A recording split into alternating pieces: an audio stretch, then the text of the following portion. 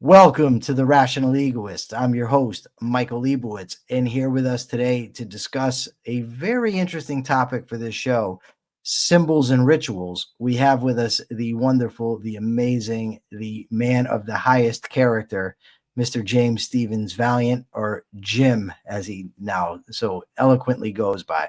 Jim, welcome back. Hey, Michael, thank you very much. What an awesome compliment. Thank you, sir. So, I Jim, hope to be a good person. Yes. oh, you are. You are an absolute treasure. So I don't know, maybe a month ago or so. I don't know. I've told people this. My sense of time is shot. But you mentioned to me that you were working on a possible book, or you're working on a book to do with symbols and rituals and their importance. And you mentioned to me that we could do a podcast episode about it. So here we are. And why? Why? I mean, look, you got your two books behind you, Creating Christ, where you put forth a novel theory, a very unique theory of the origins of meaning of Christianity. You've got the Passion of Ayn Rand's critics. You've got your gig at the Ayn Rand Center UK. You're here all the time. Why this book? Well, it's meant to be part of a wider treatment of religion generally. I did Creating Christ as a deep dive into the origins of one religion, the big Western religion, Christianity. But I always knew that I wanted to back up and look at the nature of religion and religious practice in general. And obviously, central to all religious practice are rituals, ceremonies, things of that kind. And it seems to me that for a couple of important reasons, religion has had a monopoly on them. And many people, when they become secular, if they lose their belief in God, they describe themselves as atheists or agnostics or something, or just secular, they will tend to dismiss and throw out any value, any psychological value to anything they associate with religion, including rituals, ceremonies, symbolism. But of course, those play a vital role in religion. It is my belief that that is throwing the baby out with the bathwater. Now, most of the baby that they throw out with the bathwater, I must admit, is the question of ethics itself, morality. And so they will tend to just be either innate, we have an innate conscience that evolved through evolutionary biology, or they'll be just rank subjectivists or collectivists, what's good for the, utilitarian, something like that. So they're down to some very subjectivist sort of approaches to ethics. So the main problem with secular people is that they toss out ethics altogether when they lose religion. That's the primary big mistake. And of course, if they do accept ethics, they'll accept some kind of religious ethics, like Christian altruism, for example, and they'll still stick to it. And I know, Lord knows, just with my work on Creating Christ, I've seen all kinds of secular people diss anything but Christian ethics. They're wedded to Christian ethics without thinking through the premises of Christian ethics and whether that's consistent with human life on earth. But another point, of side point, of important point, obviously rituals do not have, outside of human consciousness, outside of psychology, rituals don't have any metaphysical, magical significance as so many religions give it. So, for example, if you're baptized into Christianity, or if you have a bris, if you're Jewish, now you see you're part of the house of Israel. Your mother was Jewish, and now we've circumcised. You get the moil in there to circumcise you. Now you're truly part. Now that we've mutilated your genitals, you're now part of the house of Israel officially. And no, it doesn't have any cosmically mystical significance to me in terms of its non-psychological effect. But I believe that ceremony, ritual, symbolism serve a vital psychological function. I think that it would be a real mistake to throw those things out of our lives.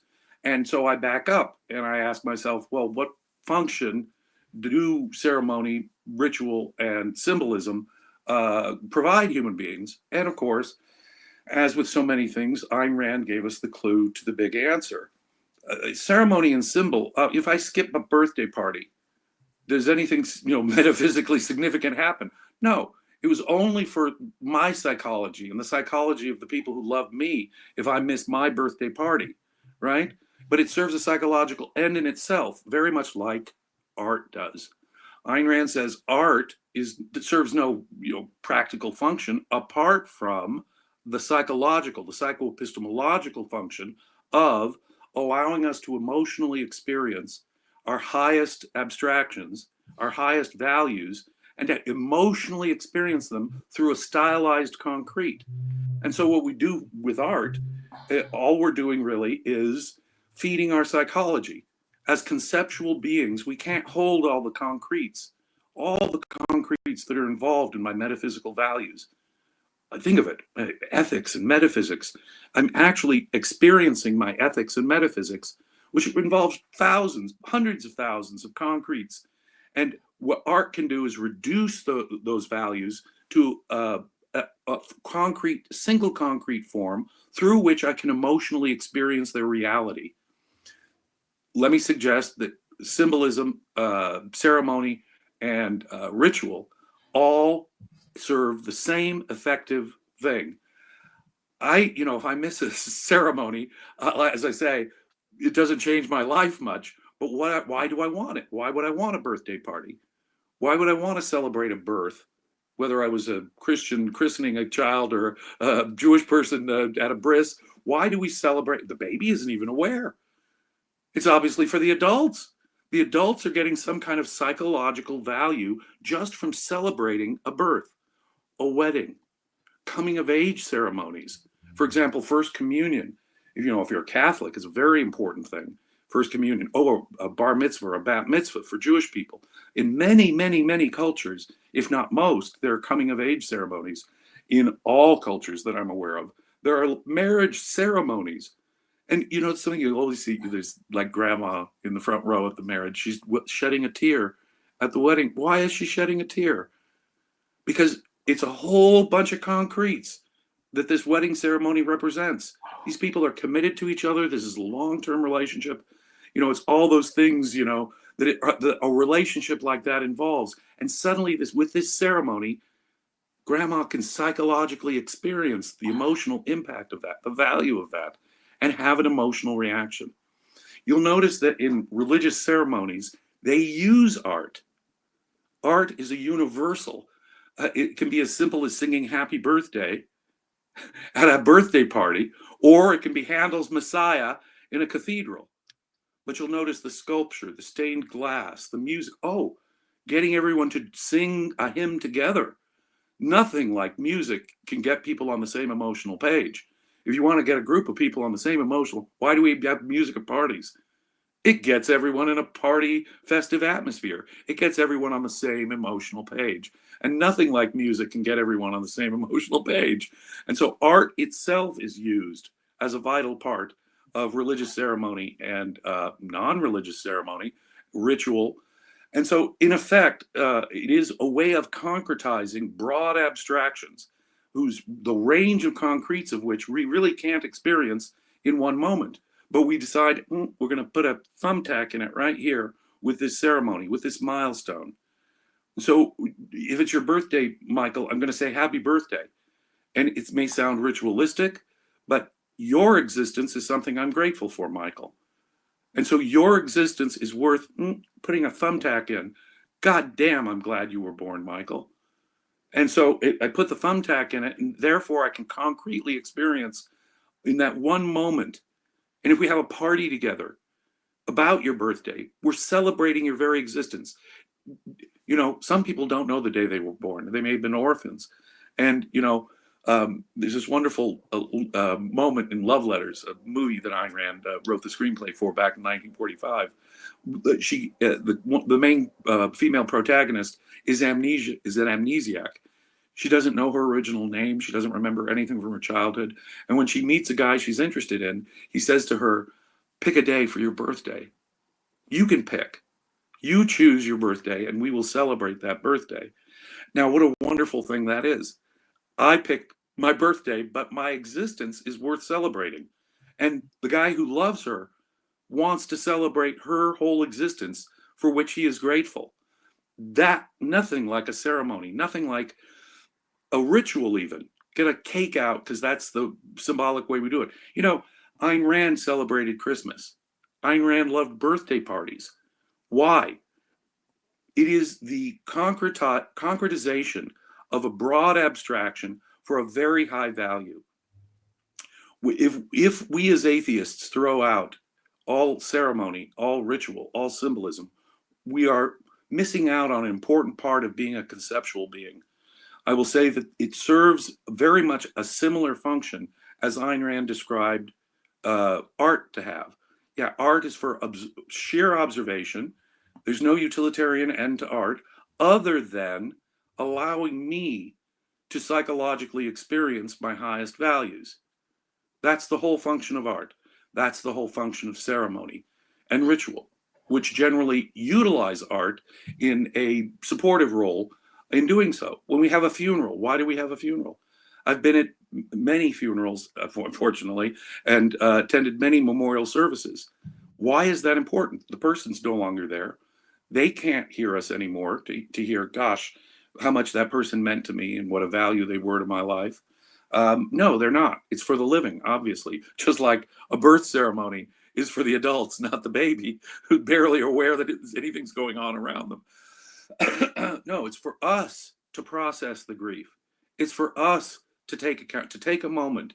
Now that this person, their whole life is now ended, I'll never be able to reach out to them anymore and interact with them, to touch and be touched by them anymore. I need this funeral. I need this memorial service so that I can remember this moment as a way of processing my own grief and loss. We get together, so we say, we're all experiencing this loss. And so what do? We're going to play somber music. Holly says, no, my wife, she says, no, I want you to play disco. I want you to play the most outrageously happy, like a New Orleans funeral, right? Where they're playing all the happy jazz. That's how I want my life to be celebrated. When it's all said and done, I want people to be happy and smiling about the fact that I existed. And, I can understand kind of both approaches, although I think I tend to prefer Holly's approach. But think about that. Wanting a certain kind of music at your funeral. I won't be there, but I really want people to have this happy, joyous, carefree music because I loved existence. And I hope that my existence was a positive for all you guys. So let's celebrate the fact that I was rather than wasn't. I lost my brother when I was about 30 years old. And he was way too young. He's only a year different year older than I was. His funeral comes around. People asked me to speak. I wore heavy sunglasses because I was crying my goddamn eyes out. And so I'm wearing heavy sunglasses and I could not speak. Me. Have you ever seen me without words? Able to jabber on like I am right now endlessly? No, I am. People always say, Jim, you always have words. In fact, you frequently have far too many words than we can handle in any one dose. And I was absolutely mute. I couldn't, but I will forever appreciate those people who were able to talk and were able to help me process this permanent loss. And can I still get emotional about it? Obviously, you can still see I get emotional about it. Here I am 30 years on after his passing, and I can still get emotional about it. But one of the things that I remember many things about my brother, and there were many concrete memories that we shared that I'll absolutely remember. But when I think of the summarizing that with all the other people whose lives he touched, that funeral really helps me connect with that. Really helps me connect with the fact that his existence, even if it was just as brief as it was, I'm so much rather that he existed for those 30 years than that he didn't exist at all. And so I'm going to celebrate his existence. And people will say, well, what's a funeral? It's kind of like a birthday, but it's the last time you get to have a formal group celebration of this guy's existence. So how did Ayn Rand describe Christmas parties? It's a great excuse to exchange presents and throw parties. The way Ayn Rand described Christmas. And so she had her own rituals. She'd bring out these little stuffed lions, Oscar and Oswald. She'd put them on the mantle. She enjoyed celebrating Christmas. Now, what did Christmas mean to her, an atheist from a Jewish background? No, she thought that the American celebration of Christmas was a much bigger abstraction, or the celebration of Thanksgiving, or the 4th of July. What are we doing when we have 4th of July celebration, do we need to send up those fireworks? No, of course Do not. we But need to do background well, barbecues? well, it depends what you mean by need, right? As you're talking, Jim, like I've got so many connections firing off as you're speaking. I remember my friend of mine who I had brought into objectivism in prison, and when it was his birthday, I was very excited. Happy birthday, He said, I don't know why we have to celebrate birthdays. They don't mean anything. It's just superstition type thing. And I said, well, not really. I said, a birthday, it represents a celebration of your life, so it's worth doing. And I'm just thinking now about all the ways that even small things that are ritualistic, a handshake, for instance. I put a lot of credence in a man's handshake when I shake a man's hand, right? Now, in reality, there's nothing, in objective reality where we can say, yes, you must shake hands when you meet. And it had a nice, firm handshake. But what it represents in our culture, it's an important thing, right? And I think about just how I interact with people. Like, I'm a ball breaker, right? I love breaking balls. But I do that most with people that I really like. So to me, it's like a I can symbolic. say that's true. Yeah. Yeah. But it's a representation that I've achieved a level of intimacy with the other person. And the other person, it's like almost like when Nathaniel Brandon talked about playing with Mutnick, and they both knew that they weren't going to harm the other. So if my intimacy level is judged right as I'm breaking balls, the other person understands what I understand, that there's no malice intended. It's fun. It's a Don Rickles kind of thing. That's my kind of humor. Exactly. And I'm thinking, how far back? I mean, my knowledge of history is nowhere near as extensive as yours, but I mean, in the Bible, Joseph interpreting the dreams according to symbols. Philo Judaeus, when he writes his tome on philosophy, where he's drawing parallels between the intellect and the rod that Moses throws, that he's saying it's symbolic. I read an analysis of Judaism. It was a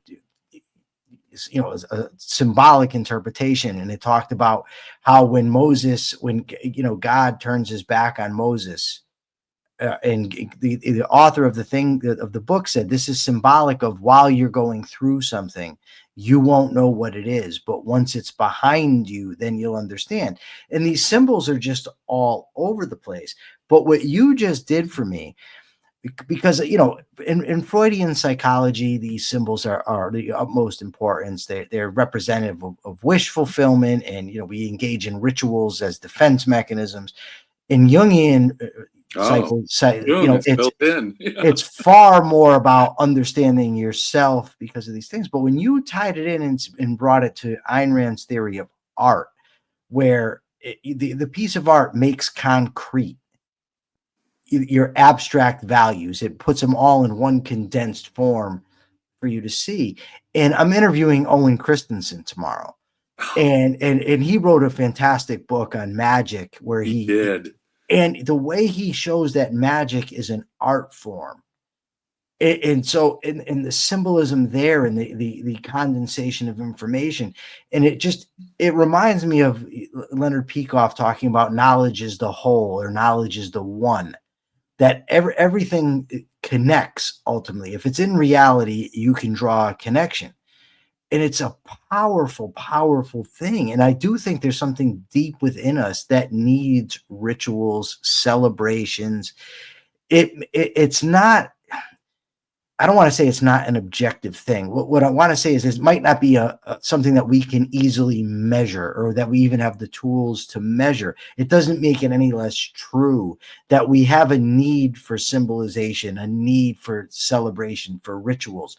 When you go through a mourning period, whether it be a funeral or you just go on your own thing, whatever it is, that you have to do something to come to terms with what's going on. And it's a powerful, powerful thing that really, I think, can be neglected by those of us who worship at the altar of reason, as I invoke some symbolism here, right? Well, see, that's the point. We tend to throw out those things because we don't regard them as having the magical significance, the supernatural significance that religious people put on a lot of these things. receive the sacraments in the Catholic Church, marriage, baptism, first communion, those things have last rites. Those things have metaphysical significance for their immortal soul. By rejecting that, and we say, okay, well, now I'm going to throw out all rituals altogether. Any coming of age ceremony, any type of marriage ceremony, any kind of end of life ceremony, just throw that out because it's all mystic falderall. I understand. Apart from psychology, there is no other function. But if we understand the nature of our psychoepistemology, to be precise, because just as Ayn Rand said, aesthetics is an important part of what philosophy, because philosophy is the broadest science trying to understand the relationship between existence and human consciousness. As conceptual beings, our concepts, which go way beyond the perceptual, we get into this realm, these high abstract realm, and it's so easy for our concepts to float. That is to say, to be disconnected from all those other concretes that they represent. And so if I get, there I am at my wedding ceremony, my dad and my best friends, right before I'm getting married, we're all dressed up for the wedding and stuff. My buddies pull out these, I don't smoke cigars. My buddies pull out these cigars, and there I am smoking a stogie with my dad and my best friends. And there they are sharing with me this experience in a way. And then dad is telling me about, when he met my mom, and my buddies are telling me when, my married buddy is telling me what it meant to him and what marriage has meant to him. And so it's a way for us to gather up all of these concretes, which cannot be experienced emotionally, except by taking the time out to say, today, with this ceremony, with this ritualistic activity of smoking a cigar with your best friends and your dad on the day you're getting married. I remember that. I look back on that. I look back on that moment where they're sharing with me my joy and anticipating all the amazing concrete experiences that I'll have with my wife, this life I will have, how my life has changed. And very frequently rituals will mark a milestone where life is changing, such as a coming of age ceremony. It's a very interesting psychological impact it has on a young man or woman if they have a coming of age ceremony. Because what we're saying now is you're not a little kid anymore. We're going to impose full moral agency as an expectation on you, henceforward. From now on, no more kid stuff. We expect you to act like a grown-up. And that coming of age ceremony is, oh gosh, I need to now, I better get my act together. I better act like a grown-up, because now a whole new set of expectations, a swearing-in ceremony. It's true that they're making a sort of contract with us when a judge or the president takes an oath of office. But I remember being a Cub Scout, and I remember taking the Cub Scout oath. When I take the Cub Scout oath, now I can really wear the uniform of a Cub Scout. Why? Because there's a new set of expectations that are being placed on me. I get a degree from a university, or I get my law degree from a university law school. Why do we have this graduation ceremony? Think of all the work, all the classes, all the learning, all that I went through to get here, and think of what that now opens up to me. Think of now the possible future. It's a way of demarcating, celebrating your achievement, and looking forward to what you're going to do with it now. Okay. And so there's a sort of a change of status that can happen with a ceremony, whether you get married, whether it's a coming of age thing, whether it's a swearing in. What we often will do is we'll take that moment to say, okay, there's a change of status now. Your relationship with Holly now puts all kinds of obligations on you. You can't just be chasing skirts anymore, Jim. That part of your life is behind you. You're now committed, and committed in a serious way in front of witnesses. They know you're committed to Holly. You better not mistreat Holly. You better be honest and true to Holly.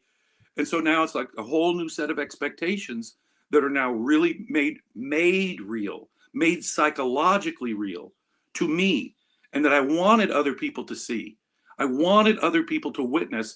I'm committed to her now. I am seriously making a long-term commitment to this woman at this wedding. And I want her parents to know it. I want my parents to know it. I want her best friends to know it. I want my best friends to know it. And from then on, see this ring? Why the hell do I wear this ring? This ring is just a symbol.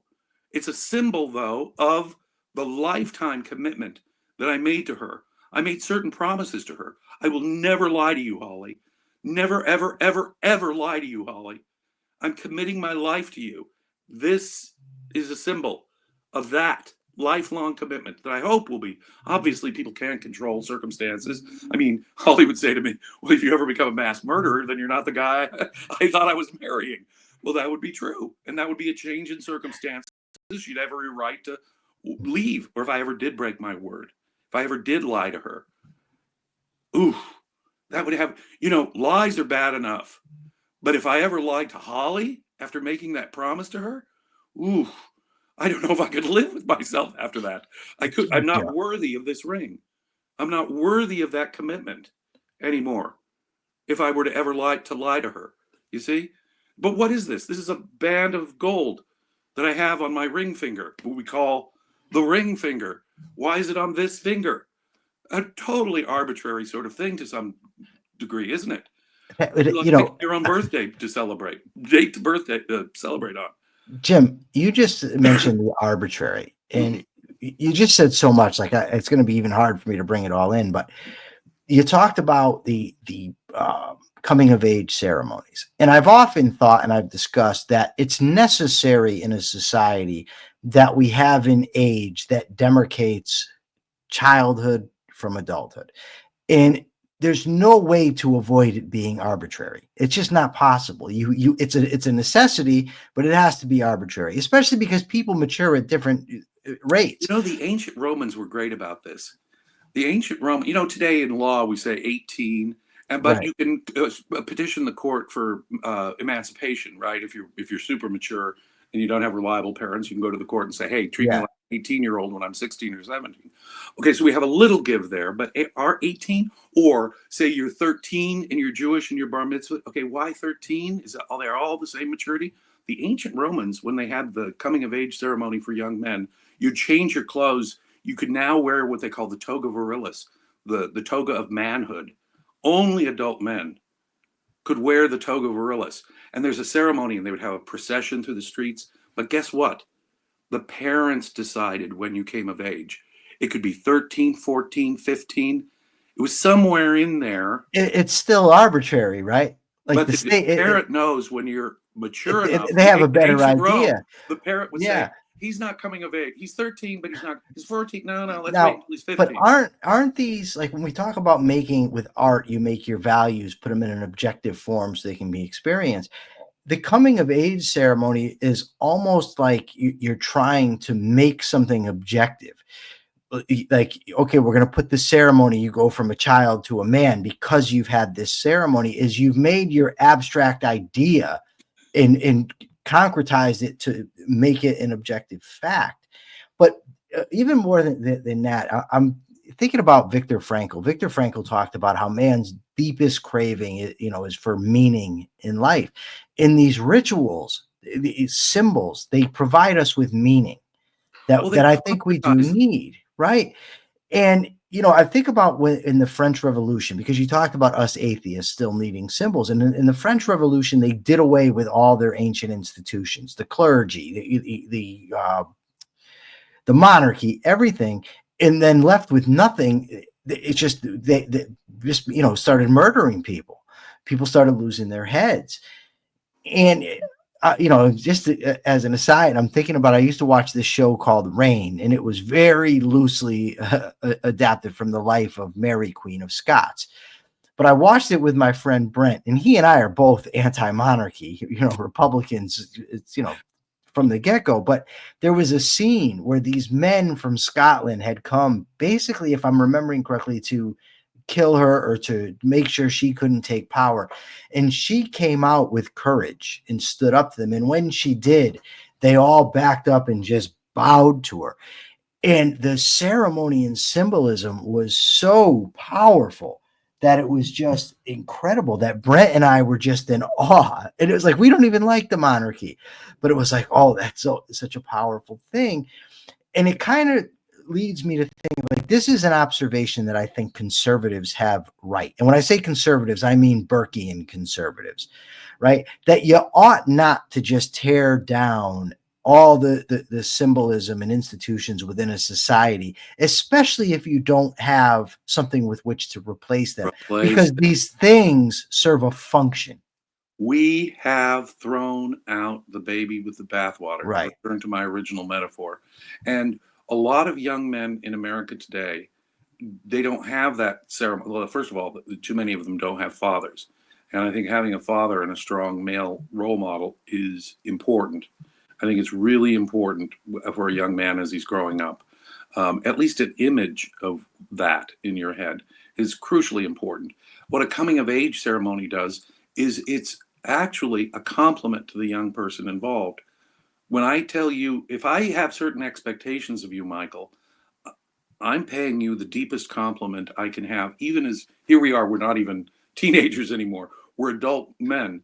And emotionally, we kind of are. Let's be honest. Well, yes. Yes, I'm 61 going on 16. So, in any event, but if I don't have expectations of you, that is the lowest kind of insult I can give you. I don't care what you do. I don't care. I really don't care how you disappoint me. I don't care how you disappoint the world. Wow. I don't care. If I have expectations of you, it's really a compliment. I expect you are a man of character. I expect certain things from you, like honesty, like reliability, like a concern with ideas and character and the mind. Okay, there are things I know about you, Michael, that give me certain rational expectations about you. If you were to let me down, I would be crestfallen. Not Michael. Michael is one of the men of character I most admire. When you tell a young person, when you tell a young man or a young woman, it's not going to be the same. We now expect you, because you can do that now. We're telling them, in effect, you can do it, and I'm going to hold you to it. And when we take away something like that from young people, we sort of make them rudderless. We put them on a sea without any chart and without any rudder, so that they're just sort of wandering about with the currents. That, I think, is a great disservice to young people. I think if you have a philosophy, if you have a moral code, and you don't at some point sort of say, now you're a responsible moral agent, right? I think that it actually serves a really important role. I'm not going to say it's absolutely necessary. I know there are people who can do it without any kind of birthday or coming of age ceremony, and they'll probably be just fine. But is it helpful? Is it a way of being able to emotionally experience? Oh, no. You know, when my dad and I shared that cigar at the wedding, my dad was kind of bringing me into a certain club with him. Okay, Jim, you're now part of the club, and there's now certain expectations about you. I know now you're committed to a woman in a serious way. And so now I'm going to treat you. I'm going to have certain expectations of you, Jim. It wasn't stated out loud, but it was clearly the implicit, the implications of that ceremony. You're a man now. So I'm smoking the cigar with you as you crossed into this new dimension of being a married man. As I say, it's a sort of, I took my oath as a deputy DA. Here I am, a government official. And I felt a change in status. And so, in other words, before I became sworn in as a DA, I had a certain attitude about the law. And I was critical of a great many laws, as you might imagine, coming from an objectivist, classical liberal standpoint. I was very critical of law. I was kind of contemptuous of certain law. When I became an officer enforcing the laws of my state for the people of the state of California, and I'm taking this oath, oh, Jesus, the California Penal Code is now they're my marching orders. I cannot ignore any of that. I have to take that seriously. Even the stuff I may not agree with, I cannot simply dismiss and treat lightly. Did my political beliefs affect the way I practiced as a DA? Absolutely they did. But I could no longer disrespect the law as such. Have this sort of outsider, the law is irrational here and subjective there. And no. You broke the law in California. That I cannot ignore. It is now my moral responsibility to do something because person X broke the law in my state. When I stopped being a DA, it was amazing. I just had this weird kind of feeling difference. It's no longer my moral obligation to enforce the laws of the state. And I kind of felt myself reverting to my immature pre-DA state. That oath of office was a change in status. It's now a commitment I made to my employer, the state of California, a promise I made to them that I can't break now. You know, when you hear Trump saying, expressing repeatedly contempt for the US Constitution, after he has now twice taken the oath saying he would preserve, protect, and defend that Constitution. That Constitution is your marching orders, Mr. Trump. That's who your boss is, the Constitution of the United States. That's why the framers wrote that oath the way they did, so that you, whoever you are as president, you understand that the Constitution is your boss. Those are your marching orders and instructions. And when you hear a president express any kind of dismissive attitude, or expressing a dismissive attitude, or expressing contempt for the Constitution, or there's higher values than the Constitution as president. When the COVID lockdowns happened, the governor of New Jersey was asked, well, are these COVID lockdowns consistent with the Bill of Rights? And the governor of New Jersey said, the Bill of Rights is above my pay grade. No, sir. As the governor of one of our 50 states, the Bill of Rights are part of your marching orders, part of your job description. Everyone who's an elected official or appointed by an elected official who works for a government in the United States takes an oath to preserve, protect, and defend that Constitution. When I became a DA, recognized, okay, the Constitution is our ultra boss, is the ultimate boss of everything I do. Everything I do has to be consistent with that. And when I take that oath, I have a special relation now to the Constitution that ordinary citizens don't have, do they? I have now a servant, if you will, a paid servant, and it was part of my selfish desire, but I'm now a paid servant. Kings, queens, you talk about Mary Queen of Scots. Her cousin was an enemy of hers. She was a prisoner of her cousin, Queen Elizabeth I, yes, for 20 years. And time after time, her advisors would say, she's dangerous. People will start a rebellion in her name. You have to kill her. She resisted.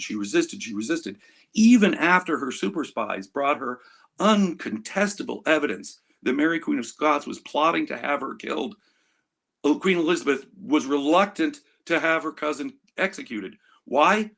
Like me, she's an anointed queen. She has a sacred relationship to God. She's chosen, she's God's agent on earth. What kind of precedent would I be setting if I execute another anointed queen? That coronation process, where the Archbishop of Canterbury puts the sacred oil on the head of the monarch, the new incoming monarch, before they put the crown on the monarch's head, transforms the monarch in Christian tradition, transforms the monarch into God's appointed agent on earth. You now have a special relationship both to your people and to God. Now, I don't believe in God. I don't believe in monarchy, like you say. And both of those ladies were absolute monarchs, who tried to be absolute monarchs in the context of the late Renaissance. And so I have, in effect, I would say both of them are politically, but think about it. In order to understand their psychologies and the psychologies of the lairds of Scotland towards the brave Queen of Scots, who says, wait, I'm your anointed queen. Whoa, back off, lords of the congregation. Back off, Protestant lords, even though you've got a Catholic Queen of Scotland. She's your queen. They regarded that symbol itself as having transformed this Mary Stuart lady into the representative of God to rule Scotland. And that had meaning for them. Now, I'm not a mystic. As I say, I reject both political authoritarianism, hereditary monarchy, and Christianity, and that ridiculous falderall. I don't think that the oil on their heads transformed them into super beings or special beings. No, I don't. But do I respect the fact that people need to have their philosophical values concretized like that? I do. It is a part of human nature as a conceptual being. Just as my nature as a conceptual being requires that I be able to experience emotionally my highest abstractions through art, so it is that as a conceptual being, I need to somehow put into a single concrete or a single set of concretes in a ceremony or a ritual that represent a whole open-ended number, thousands of other concretes. And now I can experience it emotionally all at once. And it can be a change in my psyche. It can bring a whole psychological change to me inside, between my ears. I am now different. This is now different. And when you're the birthday boy at a birthday party, it's a strange sort of thing, isn't it? You're the object of celebration, your existence at a birthday party, and I'm acutely aware of that. And what it does is it makes a special relationship between me and the people celebrating my existence with me. They cared enough to celebrate my existence with me, about my existence. And so each of those relationships, I'm thinking about my friends there at the birthday party. Oh my God, all those wonderful times we had together, all those things we learned together, all those things we shared together and grew together with are now suddenly concretized by and someone will lift a glass and a toast and say, here's to Jim.